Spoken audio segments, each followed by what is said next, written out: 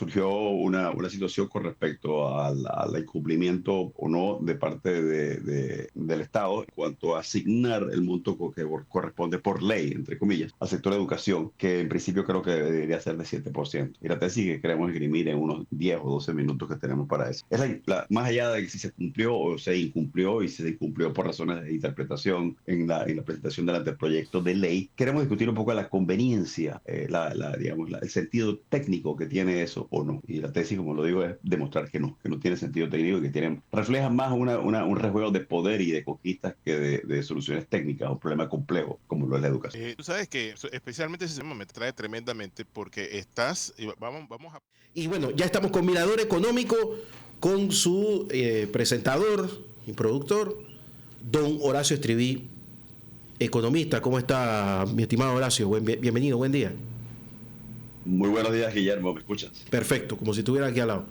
Y saludos. Don Javier Castillo, en la colaboración. ¿Cómo está, ingeniero?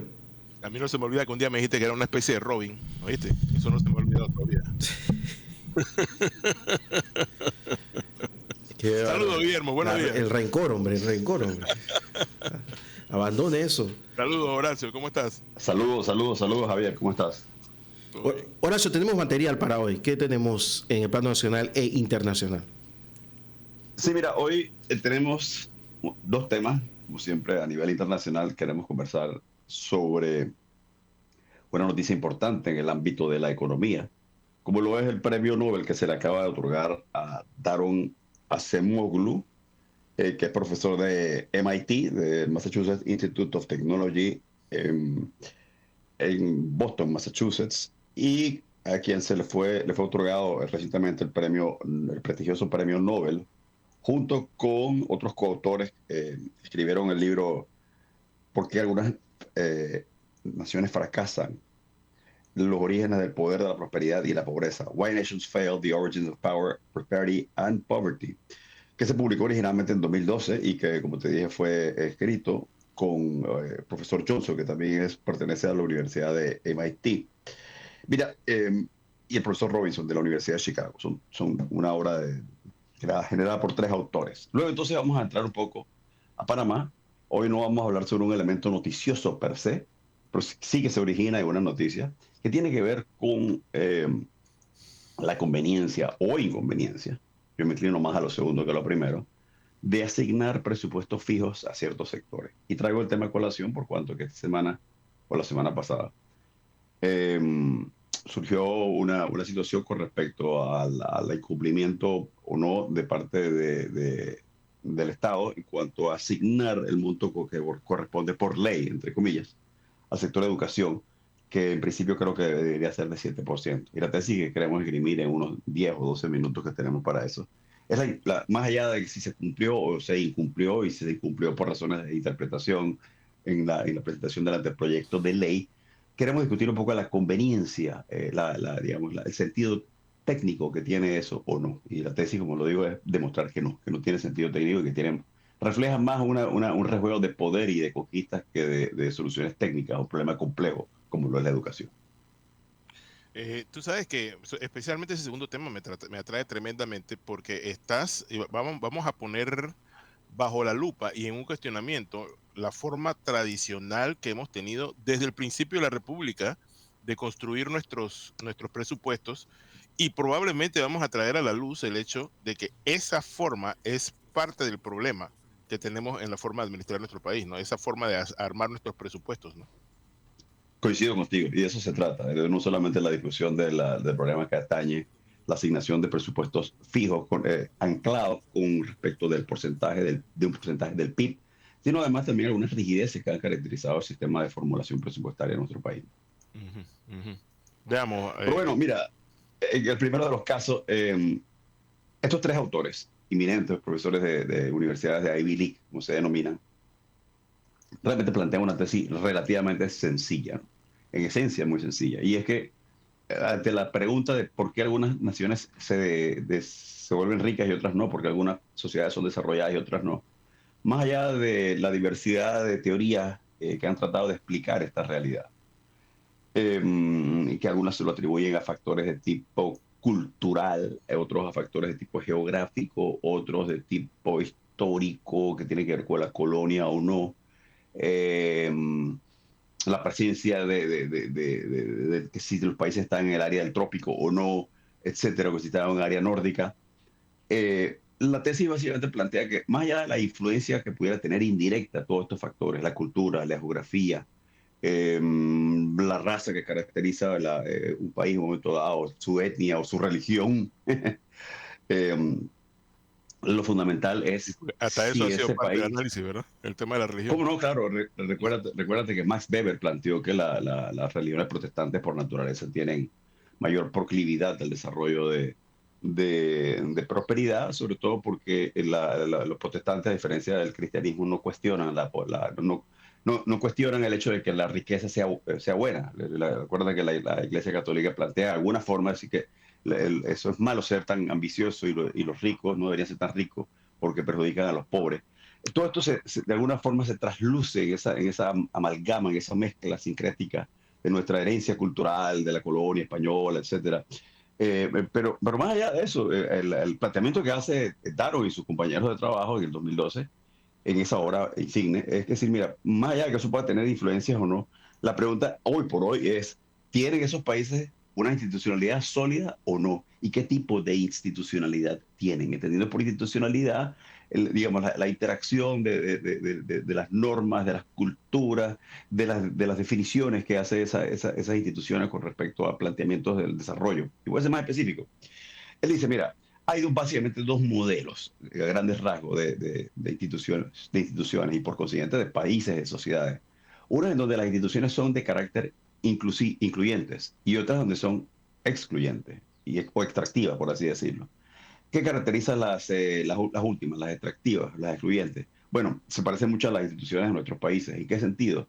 Que son instituciones que están desarrolladas básicamente para favorecer a ciertos grupos en desmedro de otros pequeños grupos y que sobre todo está basado en crear exclusividades que favorecen esos grupos.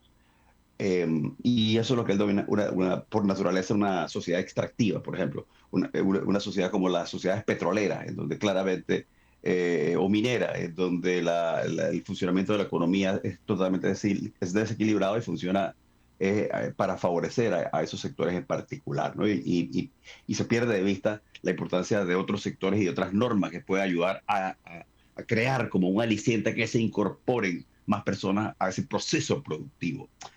Por ende, esos países que tienen esas instituciones lo que hacen es desmotivar que la gente se eduque y que busquen esas oportunidades y en alguna medida también genera una escasez de oportunidades, porque todo gira en torno a normas, leyes, costumbres e instituciones que favorecen a pequeños grupúsculos.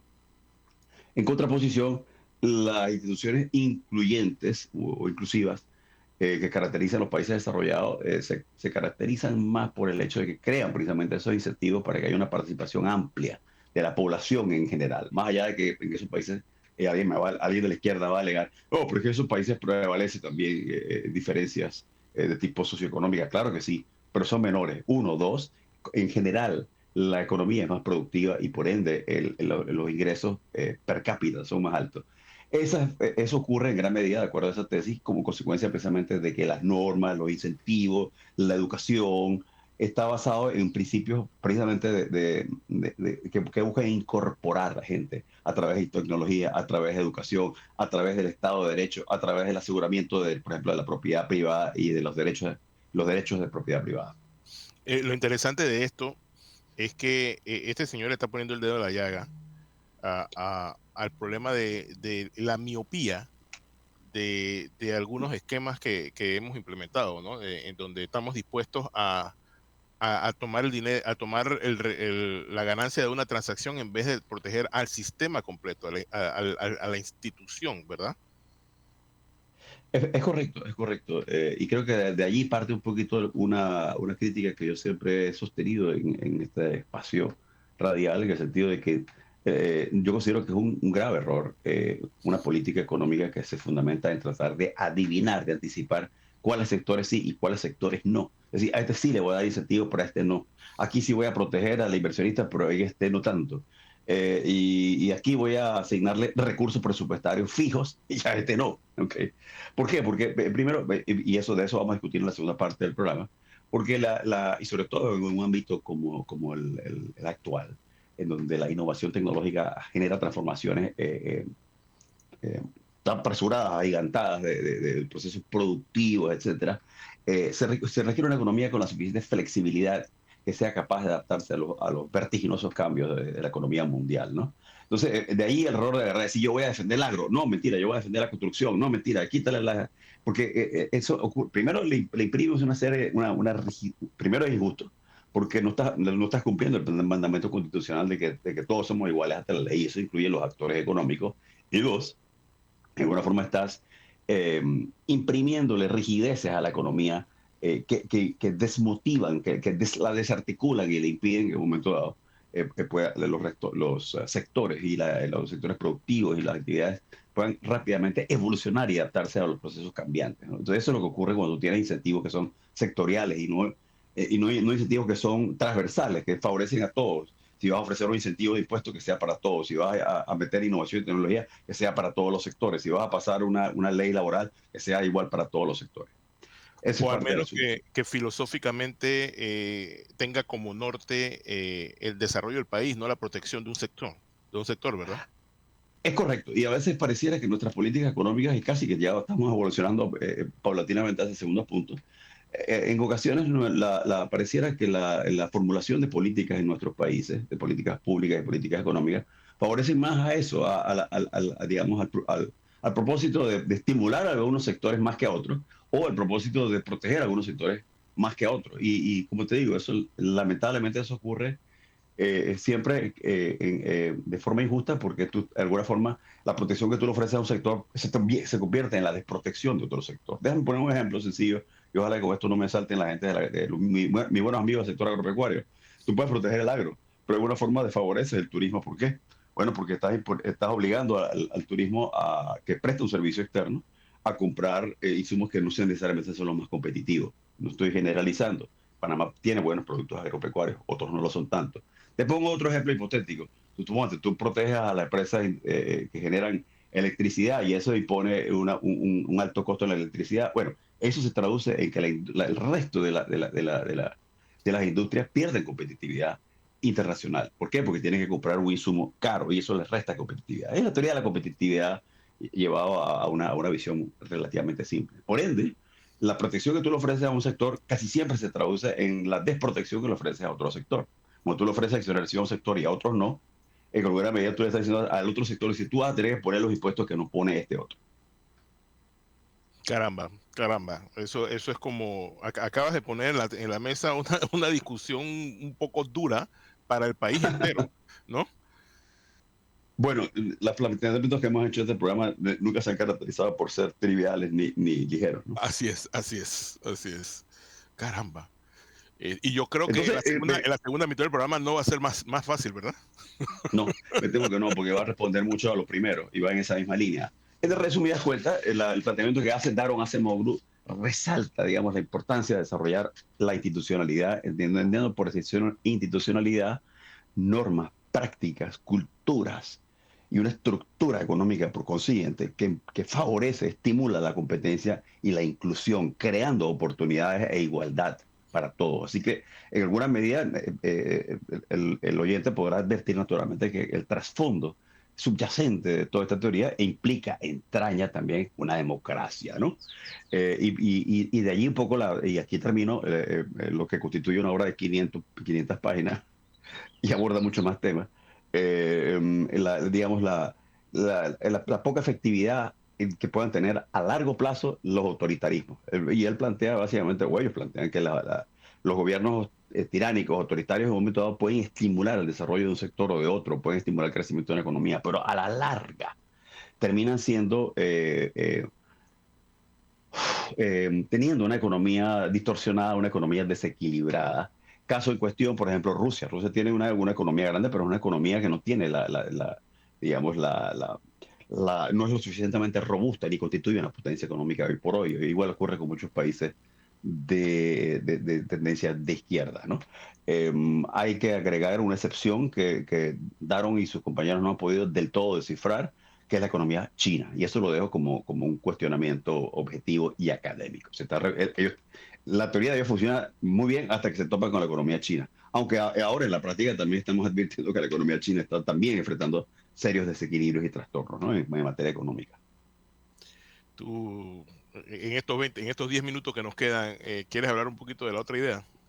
Sí, efectivamente. Lo que planteaba es que en Panamá, y así, aquí quizás de ejemplo, hay una disposición que se aprobó recientemente, le hace con motivo de las revueltas y los cierres de calle que se produjeron en 2020, a raíz de un aumento en el precio del crudo y consiguientemente del petróleo, y del combustible en Panamá y en otras latitudes. Se produjeron grandes cierres de calle, se produjo un debate, un diálogo en Penonomé entre el gobierno y las partes que protestaban, los profesores, movimientos de obreros, etcétera. Entre los acuerdos que se lograron allí establecer, hay uno que es el que voy a escoger para analizar, que es la obligatoriedad de que el Estado asigne un 7% a la educación. Lo primero que quiero plantear es que, de nuevo, esto es muy característico de nuestros países, un poco folclórico, que a diferencia de los países desarrollados que desarrollan constituciones muy simples, donde plantean objetivos, más que objetivos, plantean principios. Lamentablemente nuestras constituciones se caracterizan más bien por un listado de wishful thinking, de pensamientos, de deseos, ¿no? Si bien nuestras constituciones contienen principios, también contienen ciertas rigideces, ¿no? Que son cándidas, por ejemplo. Es decir, el Estado está obligado por ley, por norma, por constitución, a proveer una buena educación y una buena salud. Pero bueno, primero, ¿qué define qué es una buena educación y qué es una buena salud? En segundo lugar, ¿qué puede decir la Constitución con respecto a esos objetivos? Muy poco, ¿no?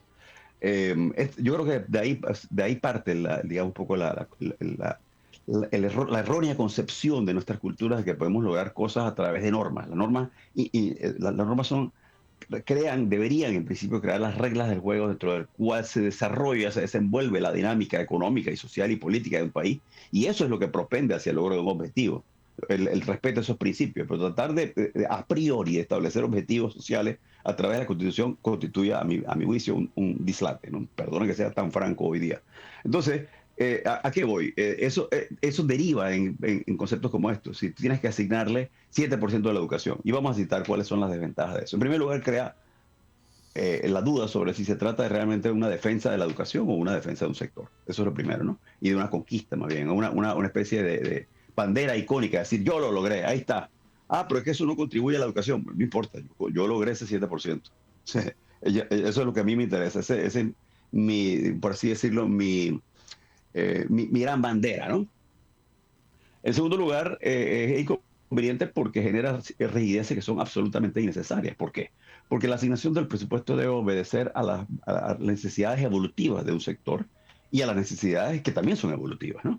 Y son cambiantes. Y en ese sentido, por ejemplo, amarrar un presupuesto, la asignación de un sector a un porcentaje fijo del PIB, 7%, 8%, 5%, 1% de tecnología, simple y llanamente puede conducir a que en un momento dado, por ese proceso evolutivo de la economía, los recursos sean insuficientes, ¿no? ¿Por qué? Porque la economía se contrajo. Entonces, ese año ya no importa que sea 7, 8 o 9 o 10, el simple hecho es que ese año, que hacía falta recursos, no va a haber. O también puede conducir a que otros años de prosperidad económica, donde sí hay crecimiento económico, entonces hay un exceso de recursos, ¿no? Alguien podría decir en un momento dado, pero eso es imposible, Horacio, la posibilidad de que haya recursos en exceso de educación, eso sí es un dislate, porque a la educación siempre le hace falta recursos.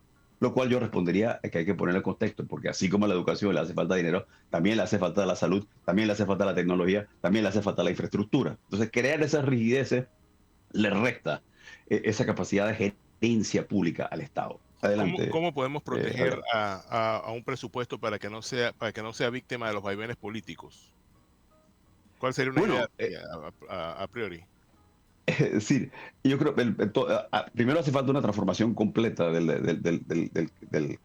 la dinámica de formulación y ejecución presupuestaria, y no quiero incurrir mucho en tecnicismo para no aburrir al lector, al oyente, Pero tiene que ver un poco en el sentido que ha empezado a marchar Panamá y lo han hecho otros países, y es asignar de acuerdo a los resultados y evaluar, tener un mecanismo de monitoreo y evaluación permanente. Es decir, yo te asigné tanto, ¿qué lograste? No, yo logré construir 10 escuelas. No, yo no estoy preguntando cuántas escuelas lograste, perdóname, reformulo la pregunta. ¿Cómo mejorar los indicadores de educación en tu región? Esa es la pregunta, no cuántas escuelas construiste, no cuántas reparaciones hiciste, no cuántos profesores contrataste. Lo que yo necesito saber es cómo se tradujo esa inversión en un resultado concreto, que es la calidad de educación.